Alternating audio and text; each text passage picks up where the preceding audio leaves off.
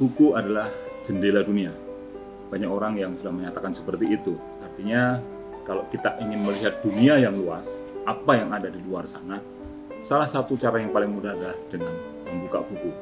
Inilah gambaran bagaimana seorang yang memiliki kemampuan, kegemaran membaca, itu dapat memiliki wawasan yang lebih luas. Kalau kita ingin meningkatkan intelektualitas kita, meningkatkan wawasan kita, meningkatkan pengetahuan kita, maka dengan cara membaca, seperti yang dikatakan dalam surat Al-Quran, Iqra, bacalah.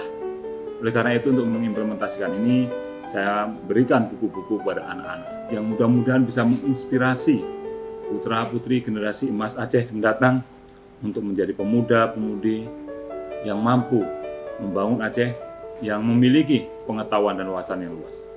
Oleh karena itu, apa yang sudah disampaikan Bapak Presiden, SDM unggul Indonesia maju adalah salah satunya dengan membaca. Mari kita ajak anak-anak kita menjadi anak-anak yang gemar membaca. Saya akan bagikan buku-buku ini kepada anak-anak yang saya jumpai nanti di lapangan untuk menjadi inspirasi mereka. Anak-anak sekalian, tunggu pembagian buku dari saya.